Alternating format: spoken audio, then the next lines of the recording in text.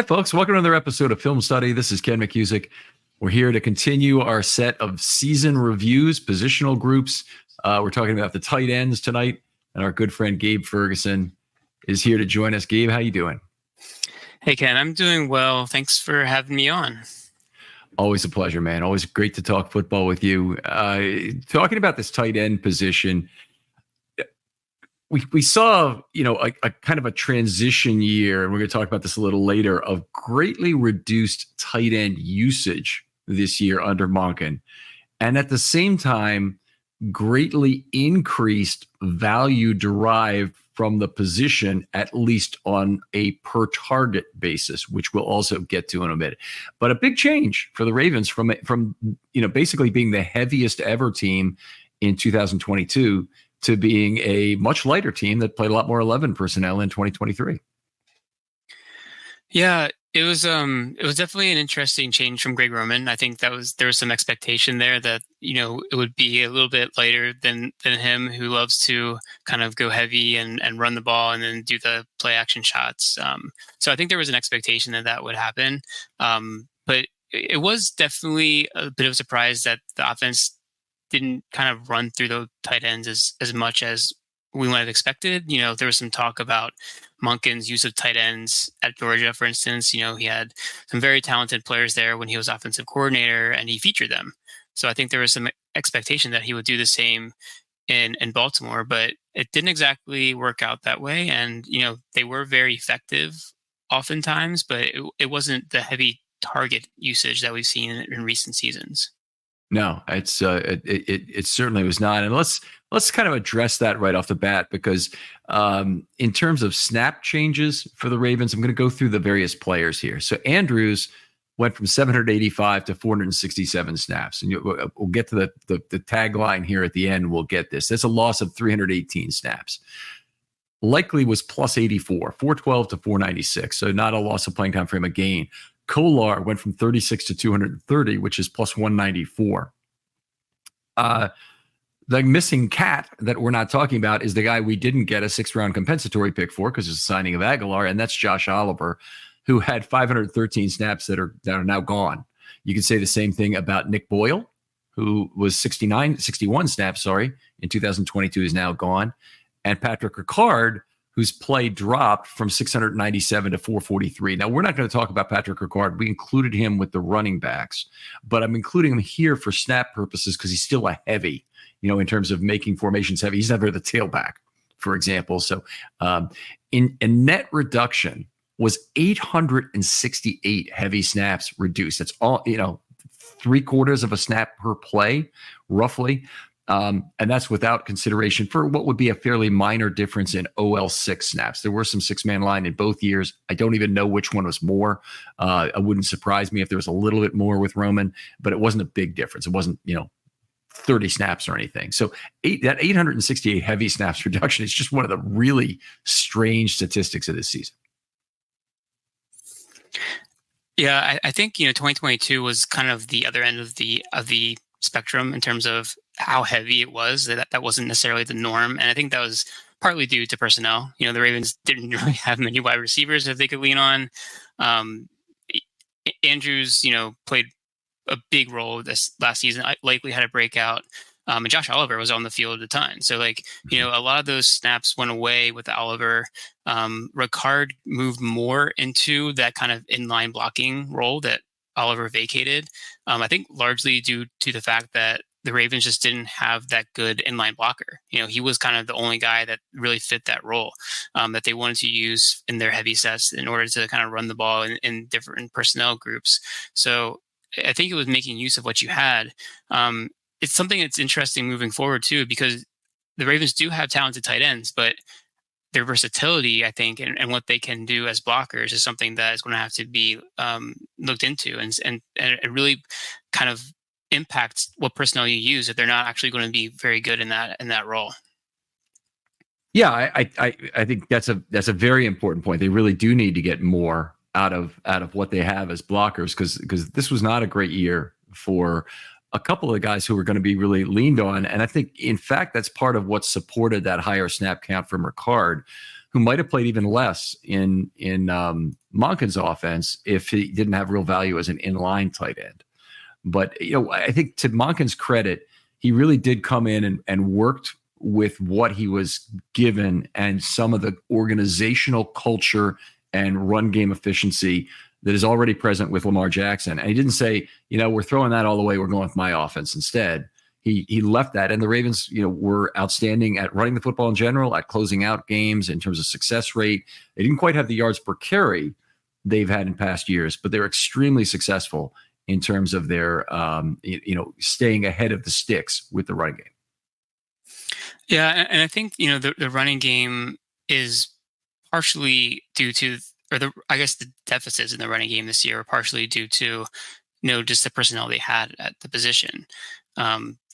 Immediately losing Dobbins in week one, that was an impact. There were players that stepped up, but Edwards has never been someone who's going to be like a featured back who's going to touch the ball 20 times a game. He's good in a rotation of running backs. But when he's kind of taking on more of a role, I think you lose that efficiency. And then also, Keaton Mitchell was fantastic in the short time where he was actually given the opportunity, and then obviously losing him to injury as well. I mean, that's something that I think really impacted how well they could, increase that ability to especially run out of lighter personnel packages, where I think having a combination of someone like Likely and Andrews on the field at the same time would really benefit because of that speed and quickness, where he could get to the edge and play in lighter boxes potentially. So I think, that can be turned with a better group of running backs, frankly. But it also is going to be impacted by, the blocking schemes that they use and how they use the personnel, and whether or not you can get, the good amount of blocking performed on the field if you have two of your lighter tight ends, opposed to having a Ricard out there. Right. And so far they've looked to Charlie Kolar for that. And I don't think he really gave it to them this year, certainly as much. He had some up and down moments as a receiver, that generally a decent year, but not a whole lot of productivity for the number of snaps he had. We probably ought to get to this right away. I was shocked by this today. Sometimes I'm asked, what's the most extreme, ridiculous number you've ever seen when you've been looking through statistics? And this is right up there, what I saw today. The passer ratings throwing to the three tight ends this year. I'm going to give them to you just in order here. They've got them written down. Andrews, 135.7. Likely, 152.5. And Kolar, 144.0. Those three guys during the regular season, this is 12 touchdowns and 0 interceptions throwing the football to them. It boggles the mind. And then the other thing that kind of boggles the mind is they only had 110 total targets to their tight ends, split among the three of those. That happens to be exactly the number Andrews himself had in 2022. And they had 185 total tight end targets, 195 total tight end targets in 2022. It's a huge difference. And I mean, in a vacuum, I would take the efficiency over the volume. I think, especially, if you're getting contributions from other positions. And I think to a certain extent, the Ravens did have that in their wide receiver production, where more of the targets were funneled, especially to Zay Flowers. And I think he became, the number one guy. And in a lot of ways that was a feature of the offense, but also, of the Andrews injury, because he'd always been that type of security blanket for Lamar. And when he went down, I know it was, 2/3 of the way through the season, but Flowers really stepped up in that role and kind of became that player to kind of be the go-to target and key third down conversions. And it wasn't just Flowers; the other wide receivers stepped up as well. But there was definitely a connection there with receivers. I think more to an extent than we've seen in previous years, because previously it seems like it's always been Andrews. It was Lamar and Andrews, and they had that connection. They had that kind of almost, it wasn't really quite to the level that the Mahomes-Kelsey connection is, but it was on kind of going to that place where, they worked together in scramble drills. They were able to uncover. Andrews was given a lot of kind of flexibility in the way he was allowed Mhm. to kind of run his routes in order to kind of work with Lamar and find kind of the openings, sometimes work against, the grain of the defense, things like that, find holes in the zone. And that's kind of a big place where he's shown. And that's why he was always an option that was available to Lamar. Without him on the field as often, those targets kind of had to be spread around to other places. Yeah, of course, Lamar's ability to get the ball wherever it needs to go off schedule is among the top Lamar qualities of all. It's among the top things. I mean, he's so many, things that really make him special, including the defense has to continually account for him as a runner is probably number one.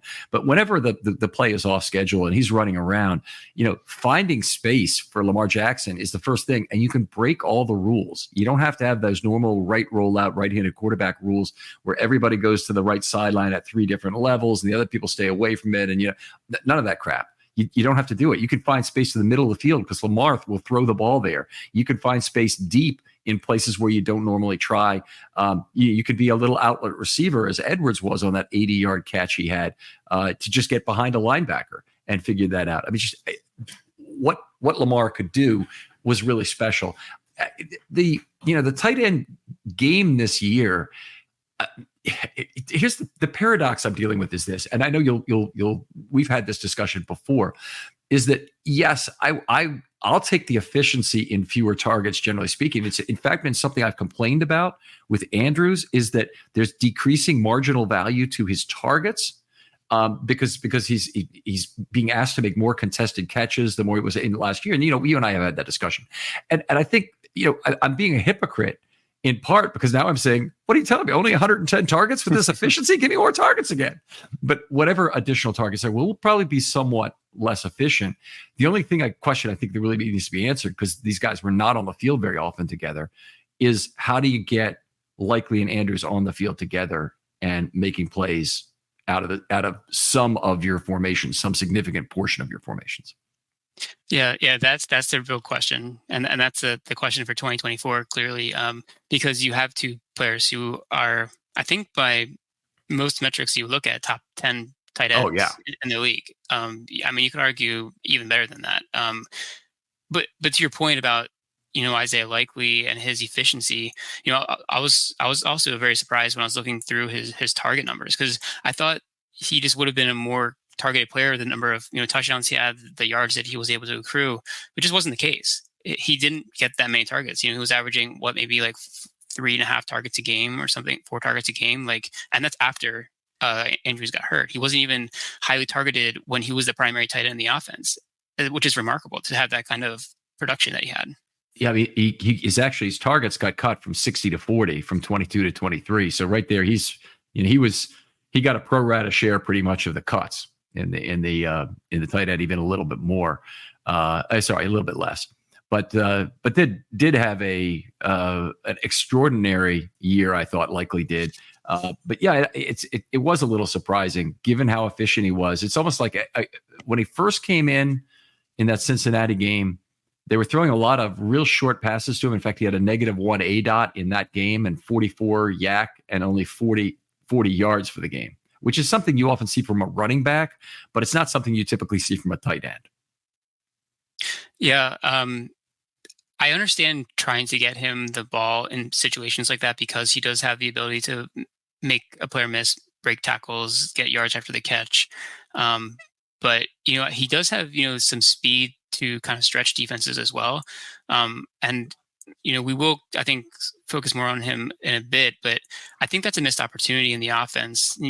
What I was expecting to see with him and Andrews was kind of really attacking the middle of the field, and that really wasn't the case. It wasn't how they were used in the offense at all. There wasn't much, kind of those classical like tight end running up the seam type targets. It was a lot of kind of short and intermediate, and then a few kind of off script deep throws, often to Likely, that kind of gave him the really efficient numbers. And the other thing I would say about Likely is, and this is in contrast to Andrews and how they work in the offense, Likely seemed to have a lot of his targets on plays where he was kind of I want to say manipulated, but he was schemed up to be open, in a lot of ways. And there was also some off script as well, but it wasn't a lot of him just kind of getting open in like the second read of a progression or some. It seemed like there needs to be some scheming in order to get him like the ball, which isn't really the case with Andrews a lot of times, because Andrews seems to be like the number one target within the natural kind of like flow of the offense, or maybe the number two target in some situations. Likely just seem more, I don't know if forced is the right word, but it just didn't seem as natural the way he was getting the ball. I would agree with that. And I think one of the other things we saw from Likely this year, not only some extended play stuff, and he had that really beautiful one-handed catch where he then turned the corner and didn't even seem like there was a corner to turn, honestly, but he scored on it. The other thing I was noticing was some busted coverages against Likely, and I'm thinking of him scoring the touchdown. I think it might have been in the Miami game where he got behind. Now that games are running together, but it was the Rams game. Okay, so he got behind the defense on the left side. Obviously, that cornerback thought there was some other coverage in play where he was being picked up by a safety, and it didn't happen. And goody for us. And then he ran the safety to the pylon, which was pretty sweet too. Great year of Yak for Likely. Yeah, and that's something that is another contrast with Andrews, and especially I think maybe as Andrews has gotten a little bit older, maybe accrued some nicks and bumps over the years. He doesn't really have that same Yak ability that Likely brings. So in a lot of ways, it's good that they have kind of differing skill sets, because I think they can complement each other. But the question is, can there be an offense that kind of revolves around the two tight ends in the Baltimore, offensive scheme with Todd Monken? I'm not sure because we didn't see it this year. At the beginning of the year when they were both healthy, Likely barely saw the ball. It's just interesting because we just haven't seen it yet. I mean, we saw it maybe a little bit 2 years ago. That wasn't Greg Roman. That was Greg Roman though. That wasn't Todd Monken. So it's really a big question mark at this point. And the talent is there. You have other options as well. So we'll see. If Todd Monken is the offensive coordinator, we hope he is. Isn't it fair to expect him to be able to work both those guys into the offense as two of your, we'll call it your four eligible receivers who are not a running back? I like to think so, and I think some of the usage of how they lined up, for instance, is telling. When Andrews was out there, he was almost predominantly used in the slot. Flex, yeah. And Likely was a little bit more half and half in line and flexed out in the slot. When they were both on the field together, it was almost always Andrews in the slot and Likely in line. So I don't know if they're going to treat one of them just as a big wide receiver in the coming year and say this is like, it's going to be two tight ends on the field, but we're going to actually just spread teams out and run, maybe one in line, maybe both tight ends out in slot or wide receiver positions and see how teams are going to respond to that defensively. One of the things that could be very effective for the Ravens are some YY looks where they have two receivers on each side. And obviously a tight end slot both sides. It would almost work perfectly for the. It doesn't actually technically have to be a guy who's spread or flexed or whatever. But when you're in that position, it gives you some opportunities to try screens to either side, to use Jackson as a bigger weapon, to still use the mesh point inside to have value, to even motion out of it. A lot of things you can do there. And I Likely needs to make sure he can stay on the field as a blocker. I think he's shown some good play as a blocker and some not as good play as a blocker. Most recently in the AFC Championship game, he and Stanley were kind of responsible for a sack in that game combined.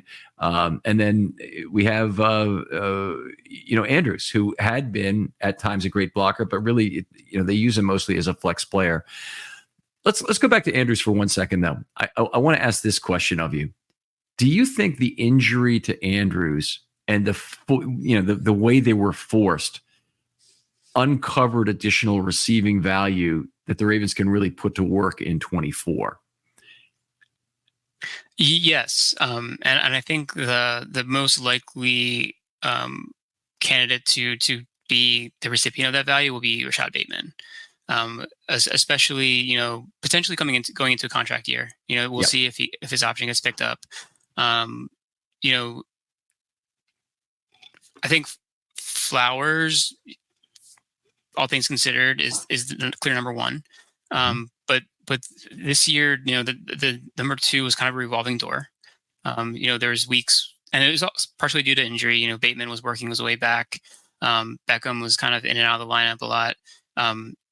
But there was the number two wide receiver. If you look at the targets, it was pretty even between Aguilar, Bateman, and Beckham. I think Beckham was a slight number two over the others, but Bateman kind of came on a little bit more at the end, and I think he has the upside to actually be a very good quality number two if he's someone who Lamar can earn a trust with. And I think he's the player who can really benefit if the Ravens are going to go more to like a two wide receiver set. If, say, Flowers is the person who's commanding attention on the outside more often, being featured as the number one. And if you have two guys like Likely and Andrews as well in the field, I think he's going to get a lot of ability to really take advantage of the coverages. And I think we saw that to a certain extent this year. He wasn't always targeted, but he was one of the most consistently open separators in the league. If you look at any of like the kind of like the wide receiver metrics. Yeah, I have seen it two different ways, and one just looks at his targets, and the other I think looks at all of the plays when the ball is thrown. But the next gen stats actually, and I think this is all the plays and not just his targets, are not as flattering. They have him way down at the bottom in terms of separation. So I don't know what to believe at this point. I'm sure they're using the same data because I don't think there's any other legitimate source of separation data where you can measure the field other than that XY data that underlies the big data bowl and what the NFL collects. I don't think there's another source of it. So if that is the case, then I would hope that that those numbers would look similar. So it's just a definitional thing. And then it really surprises me. How could the definition be so different that he's at the top of the league or close to it in one category and he's at the bottom of the league in the other? It's really unusual. And I know the Cleveland Browns defense, being good overall and terrible on the road and great at home would be the big counterexample of that. Yeah, that's a good question. I haven't seen the data that shows him as like the bottom of the league in terms of separation. I'd have to look into that. Let me direct you right now, and also we'll direct everyone out there, because if you can tell me what the answer is, I would love to hear it. Just DM me on Twitter. Actually, don't DM me. Just put it right out on Twitter. The next gen stats, if you look at the receiving stats there, it combines all the tight ends and wide receivers, and I believe they had to have 50 targets because Likely is not in the group. And then if you look at that list and go to separation, I don't know what it's probably defined on another page or something, but I don't know whether that's on the throws to them or it's all throws or what it is. But it's at I think it's 2.3, and he's actually last in the entire league. And I'm going to go to it right now because it's that important. So if I look at regular season receiving, you go to the SEP column, which is the fourth column. And you put it in declining things. So you have Rondale Moore is the top separator at 4.5. And the top guy on the Ravens is Zay Flowers at 3.7. Then you go all the way down to the bottom. Okay, this is a minimum of 45 targets. No, now this looks different than how I had it before. So I have messed this up somewhere. Rashad Bateman's at 2.5 in this case, which really puts him around maybe the 30th percentile. Mm-hmm. It's not the very bottom, but it also doesn't match up with other things we've seen on those other graphs that we've seen. So I've there's something I'm obviously having to correct myself on here, but the worst is 2. He's at 2.5, and the best is 4.5. So just to give you an idea of where he is on the scale, it's not a great point, and it doesn't seem to match up with the other information. Again, I'm not sure if that's all targets or all plays. Yeah, no, that's definitely something that's interesting to look into, and I'll take a deeper dive into this and maybe put something on Twitter, because I think there is some conflicting information. I mean, frankly, just based off of when I watch him, I do see him get open quite regularly. He's not always targeted. I think the Ravens have a bit of an issue versus man in coverage sometimes, and in some extent, I think that's a Lamar Jackson thing. Because I think he likes to sometimes see his receiver open before he fires it in there. But that's an interesting thing to look at, because I feel like Zay Flowers also does a pretty good job of creating separation, and that was captured in this NGS number. So to that, the eye test kind of meets the eye test, but yeah, I'll have to look into that. I trust you to do that well, given your professional background here. But another possibility is one could be at the throw and the other could be at the catch. So that actually could be different if particularly for an underneath receiver who beats people at the top of the stem. That separation may narrow again by the time the ball is thrown in there. So whereas if you're a deep receiver, running a lot of vertical routes, you're more likely to have your greatest point of separation at the catch. And one other variable that I just kind of thought about that it could be that there is a difference here in separation versus man coverage and separation in general. Because it might be that this is the Bateman stat is something that he uncovers well against man, but maybe he doesn't quite have the feeling for finding the open spots and zones potentially that someone like Zay Flowers might, or Mark Andrews, or some of the other better receivers in the NFL. So that could actually be a very easy way to describe the difference here. Yeah, it's anyway, whatever. Whoever has got that information out there, whoever's listening to this show has got that information out there, put it out there. I'd love to hear what Gabe has to say, but I want to hear what you guys have to say too, in terms of how that thing might be calculated that could be different. And it's ideal if you know the actual answer rather than a suggestion on what the answer. I can probably think of 5 different ways it could be done differently. And, you're thinking of zone man, of at the catch, at the throw kind of thing. All kinds of definitional things are possible. I kind of want what really it was. And it probably says somewhere on the next gen pages, because they're pretty good about explaining what their numbers are. Yeah, that's definitely true. All right. So let's talk a little bit about Mark Andrews, because one of the, obviously season cut short with the what is really a pretty filthy tackle on the part of Wilson in week 11. And, Wilson's argument is going to be, I had to stop him short of the goal line. I couldn't let him score and whatnot, but it's a hip drop tackle and there's huge injury risk on it. The NFL is apparently aware of it and maybe in the process of outlawing it, but when it causes 25 times as many, you're 25%, sorry, not 25%, 25 times as likely to get injured on such a play. The NFL needs to do something about those sorts of tackles. Yeah, it's something that has led to a number of injuries in the NFL. It's obviously, I think, a way for linebackers to avoid, or any tackler to avoid trying to go high and potentially get like a helmet to helmet type situation, or a lowering the helmet type thing, where they're still finding a way to bring down the ball carrier. But it seems like it's unnecessary. There should be ways to tackle without causing these types of injuries.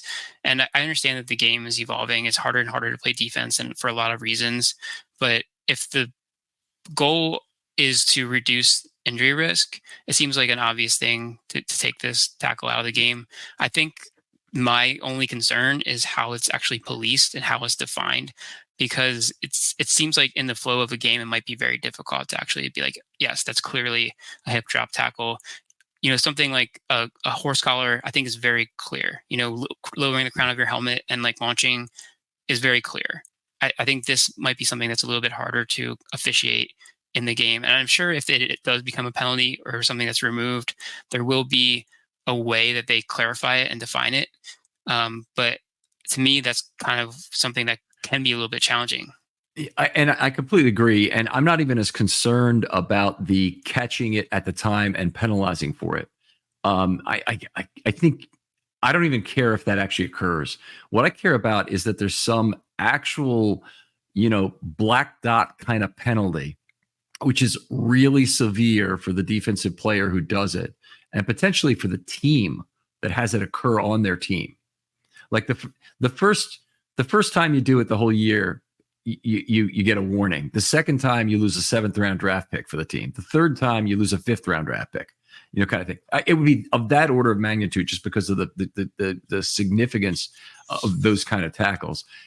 You just have to avoid it. You got to avoid it. And for the player, it would be orders of magnitude in terms of the fine from that sort of thing. But you can't, give back the team that had got a player injured anything. All you can do is take away from the team. Oh, actually, I guess you could. You could give them the forfeited draft pick, which would be a way to do it. That'd keep the crap out of divisional games where the impetus to do it probably is highest anyway. Or it could be something that's reviewed after the game, kind of like how they do fines and give suspensions or fines based on the film. That could be a way to remove it for sure. It is a first step. The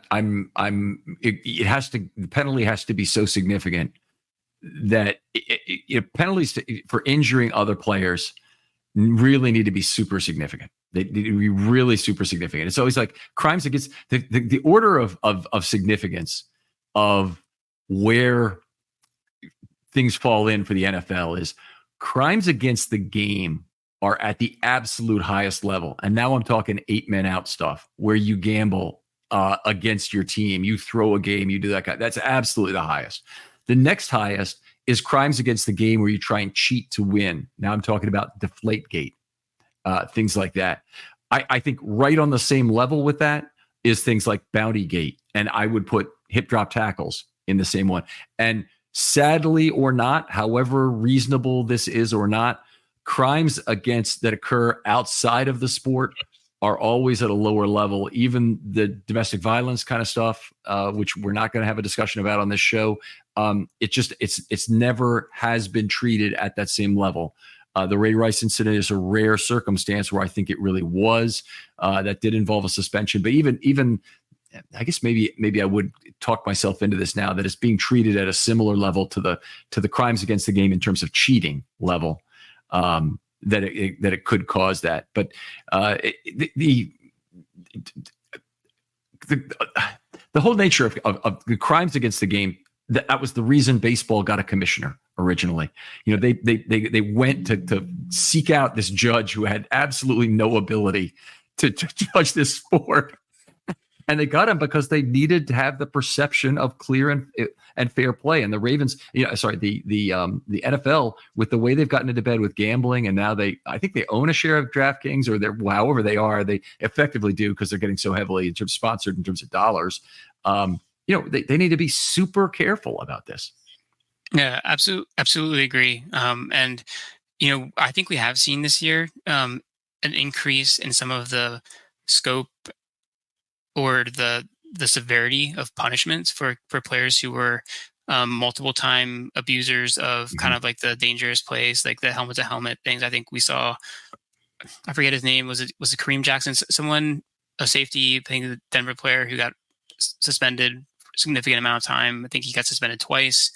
They're trying to remove plays that injure players that can lead to, especially long-term, career altering ending things. So this clearly, I think, fits that mold. It's something that's severely detrimental. We've seen multiple players get injured on it. That can be taken out, I think, without any problem. So I think that there will be conversation about it. I know there was conversation after the Andrews injury that there was people talking about it. It's been mentioned that Goodell has been looking into it, things like that. So hopefully, I think we'll see some movement there. But everything goes to the competition committee, and that's where it's all going to be decided in the end. Right. Well, hopefully they come up with a good solution for this. I want to go back to Mark Andrews, and we'll work through the tight ends here quickly. One of the things, I complained about Mark Andrews, his efficiency, his passer rating throws have been dropping year over year. Big step forward to the high point of his career this year, which is great to see. And it's a function of other targets obviously being around him, of the offense being more spread, of more ability to find him space. A lot of the other throws were going to the outside where we hadn't seen it. So in a lot of ways, Mark Andrews is the same guy he was. He's just getting more space to do a lot of those things. What's unfair about this situation a little bit is that despite the year he's just come off of, the final year of Mark Andrews' contract is in 2025. I don't think there's really a high probability that the Ravens won't retain him for that year, but I think it might be $15 million for his final year that they have to pay between salary and a roster bonus. does it almost seem to you like 2024 is a crossroads year for him?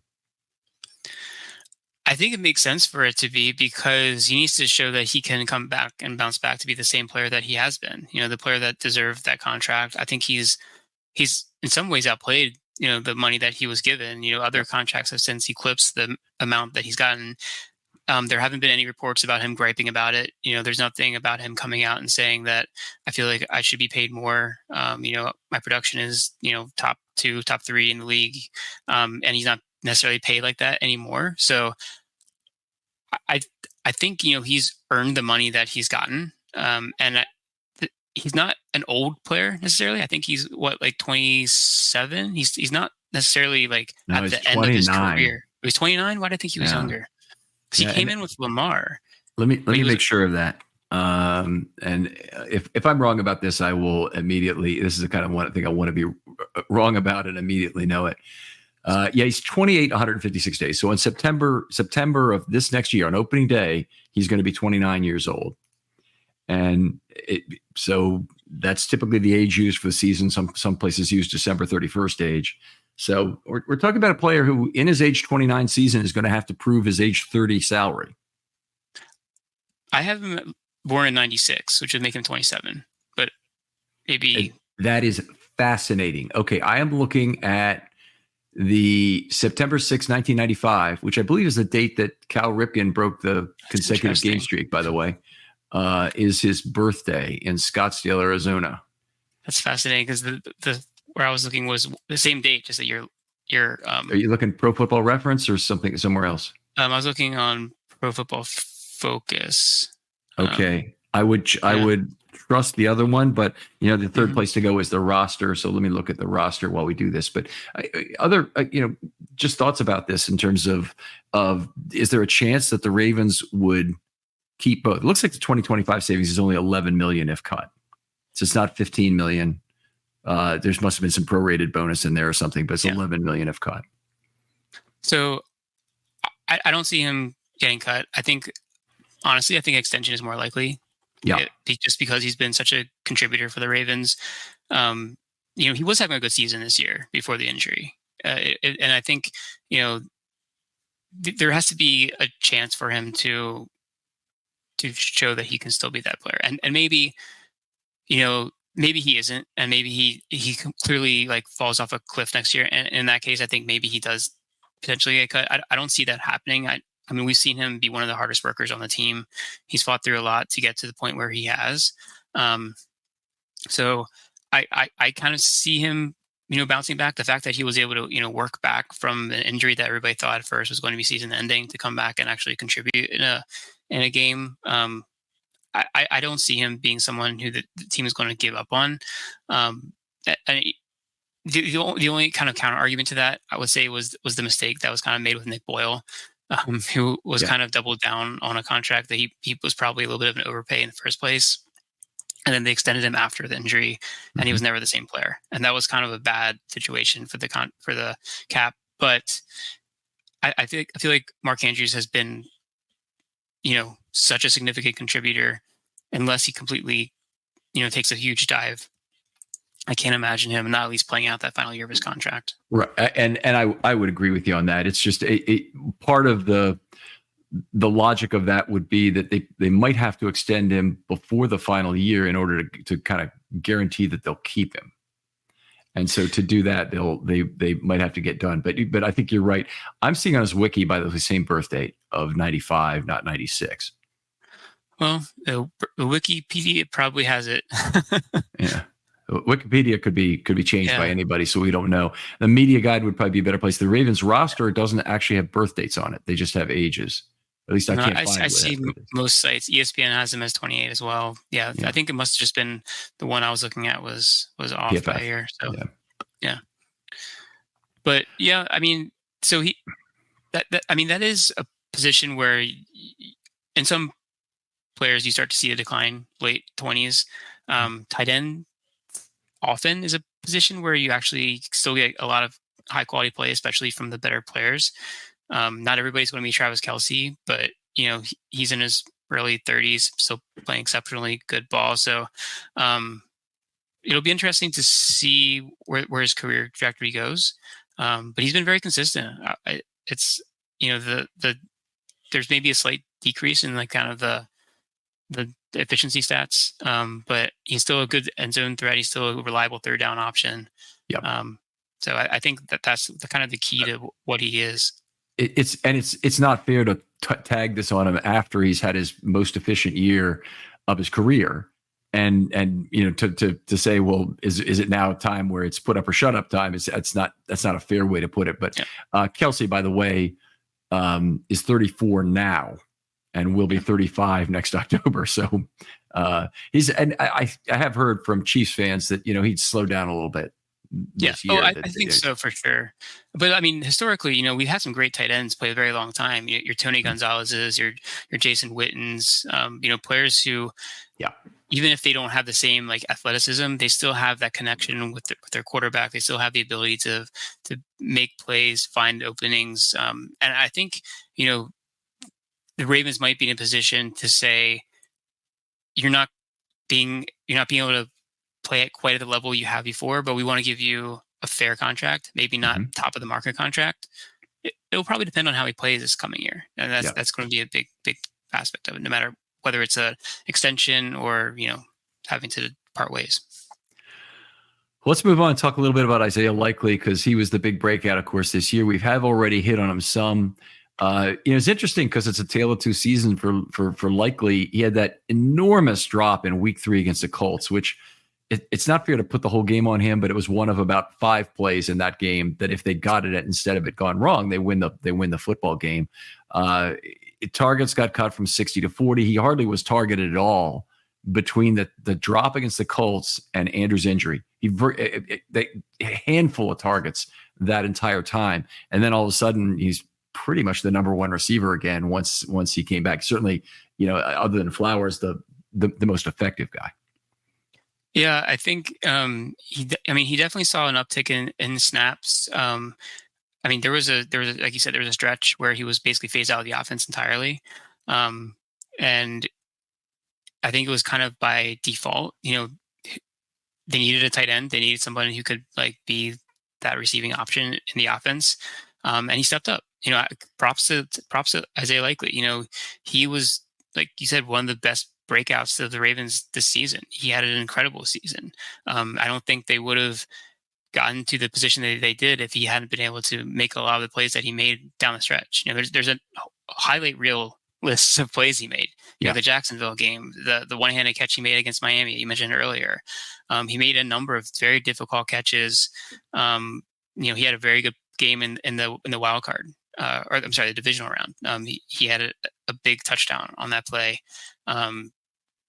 He just was able to, take on that role, and we touched on it earlier. It's hard to see him going away, but how this offense incorporates both these talented tight ends into it is going to be interesting. And you have, I think, a very good coordinator. Someone who's used tight ends in his offense before. And I really think you just have to treat one of them like wide receiver, because Monken definitely seemed like he wanted to do a lot of 11 personnel this year, and treat one of them like a wide receiver. And if you need to have Ricardo on the field too, and go like a fullback and 2 tight ends and 1 receiver, and just have them flex out if you want to have that option to pass out of it as well, I think you can do that. And I think that's how you incorporate both of them. And there will be some rotation too. There's going to be times where they're both on the field, and there's going to be times when only one of them is. But I think their best personnel, at least with the way the roster looks right now, it's with the top 2 wide receivers and the top 2 tight ends and a running back. And there will be situations where you put Ricardo on the field, and there will be situations where you take one of the tight ends off or take one of the wide receivers off. But if you need to get yards in like a 3rd and long, I think that's where you're going. Right. I agree. So your 22 personnel becomes your sneaky 12 package, because you've really got a pair of wide receivers on the field, not just one. 10.28 yards per target for Likely. And that's after he went 4 games without a single target after the drop against the Colts. 4 games, no targets. Only had 6 targets, I think, the next 3 or 4 games after that. So he's still kind of phased out of the offense pretty much. But 10.28 yards per target is the third best total in Ravens history, behind only Andrews and Jermaine Lewis, who was at 10.32 in 1998. Outstanding year. No interceptions throwing to him. 7.4 yak per reception. The 152.5 passer rating, some people have a good understanding, but I think a lot of people put it into a calculator maybe if they occasionally, but don't really use it very often. I mean, 158.3 is a perfect score. You basically, when you have a rating of 150 plus, it basically means you've maxed out on the interceptions and touchdown numbers, which means you have 0 interceptions you're throwing to, and that's what he had. And in his case, he had 5 TDs throwing to him. Yeah, it's the numbers are just kind of bonkers when you look at them in terms of the efficiency. You kind of would have liked to see him get more targets, honestly. And to see what he could have done with it.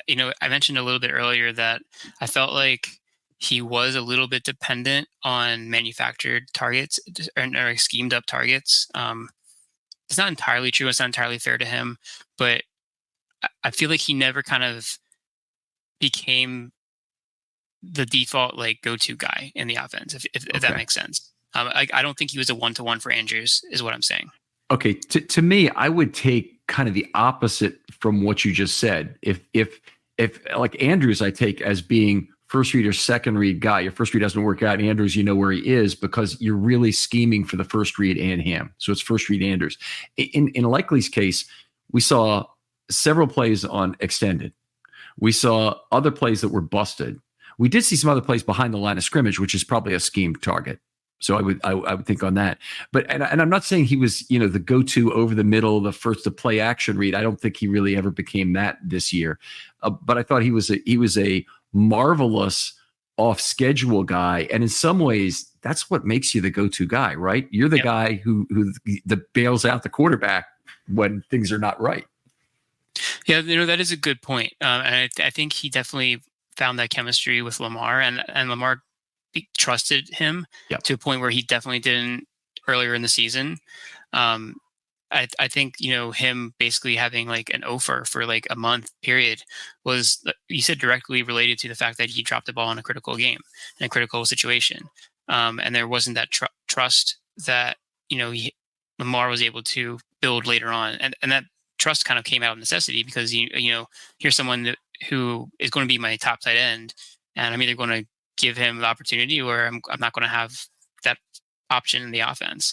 So I think that it did work out, and I'm hoping that kind of relationship and that chemistry can be built on, because that's going to be something that's really going to, I think, define whether or not he has an ability to build on the breakout that he had this season and continue to kind of put up those, probably not the same efficiency he had in 2023, but at least put up the production that the Ravens are going to need in their offense. Mm-hmm.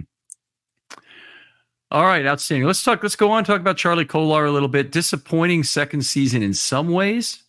Good, not bad at all from others. And he got on the field a lot for 230 snaps or something. I did say the number earlier, but don't have it right in front of me here. But anyway, primarily was as a blocker. He only got 9 targets the whole year, and I think that's where the disappointment comes into. And the way that Iowa State offense that he came out of, they ran that, they fed him the ball like he was Wilt Chamberlain in the post. I mean, it was just everything went to him in that offense. And for him to come here and basically be a blocker, occasionally open and running an actual pattern down the field was nice. But he's in for a lot of run plays this year. Yeah, Kolar, he definitely kind of became the de facto blocking inline tight end when Andrews got hurt. So he kind of subbed into the role that Likely was in before Andrews kind of went down. If you look at the numbers and their positions, it was a lot of Kolar almost entirely in line. He didn't flex out at all. He was lined up as a natural tight end, and he was pretty much predominantly used as a blocker.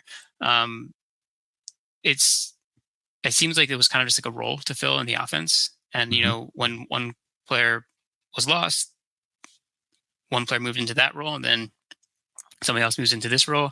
The thing that I found interesting as I was looking through the numbers as well was Patrick Ricard's role didn't change at all. He was pretty much the same guy from the beginning to the end, even when Andrews was healthy, when Andrews was out, like his role was kind of, he was the main blocker in the run game. He was the guy who was like point of attack. This is where we're going. He's going to lead the way.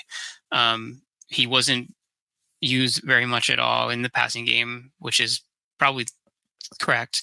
Especially, I mean, he was on the field in some pass plays. A number of the more explosive downfield plays was when they did some play action with Ricardo on the field. But I think that's a big reason why Collard actually wasn't featured more often, because they had two tight ends already that were ahead of him, likely Andrews, and then the third tight end in a lot of ways was Ricard. Yeah. And he was used in blocking. He was used in both pass blocking and run blocking, and there just wasn't enough snaps on the field to get him out there until the injury, and then he kind of had a small role.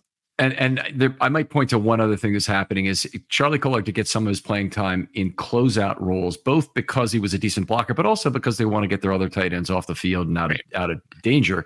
And when you're doing that and you're in a closeout role, it's mostly going to be running the football. But just separating his two snaps there, 158 snaps as a runner and 157 as a run blocker, and 72 only total pass snaps. On 60 of those, he ran a pattern and he had 9 catches, but 12 of those he was pass blocking. So that's just a really extreme split for a guy with a heavy receiving background like Kolar has had. Yeah, I think in a lot of ways it's not that different situation than what we saw when Mark Andrews and Hayden Hurst were drafted. And you drafted 2 tight ends, and you kind of say, hopefully one of these guys hits, and we're going to feature that guy. And that's what happened. Andrews kind of shone, and Hurst took a hind seat to him, and eventually was traded because he didn't have a role on the team. I don't necessarily expect Kolar to be traded, but I just don't see how you can really juggle 3 receiving tight ends and do the things that the Ravens want to do in the run game. If Kolar is going to find a path to being on the field, he has to really shine as a run blocker. I think that's his way to get more snaps. So you're talking about Hayden Hurst, but I think the comparison for Kolar, if he wants to really get playing time, is to be the Nick Boyle, be the other guy who is much more recent, is the guy whose name I'm blanking on, who went to Minnesota. Josh Oliver. Josh Oliver, yeah. And the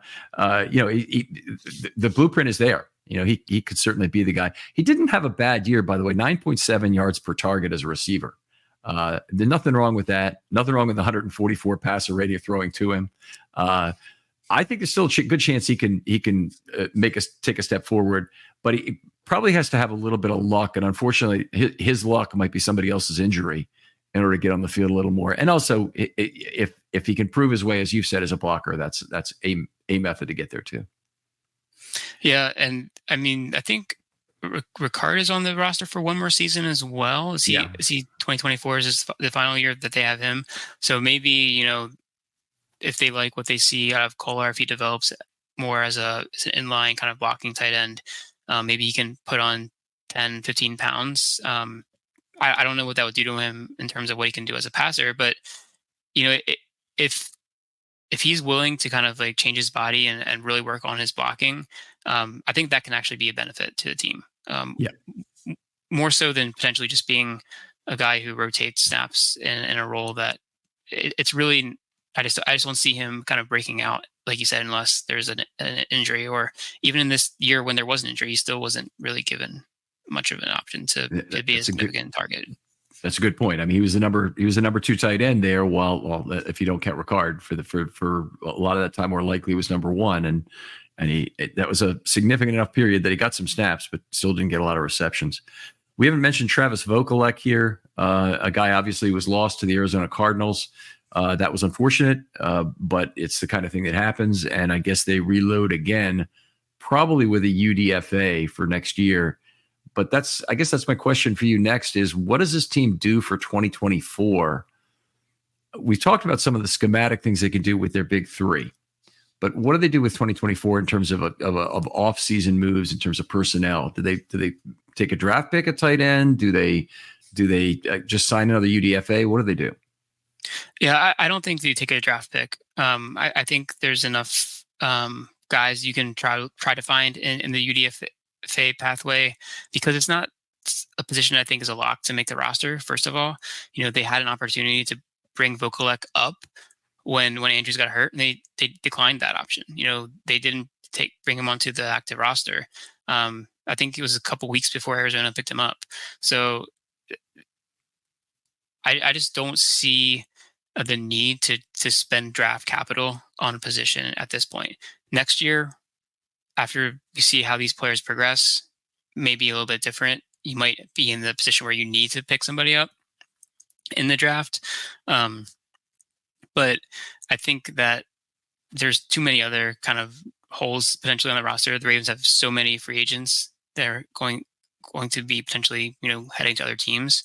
They don't have a ton of cap to sign all these guys. So there's going to be a lot of holes to fill. And that's where I think, those draft picks should be spent on, probably more defense than offense, to be frank.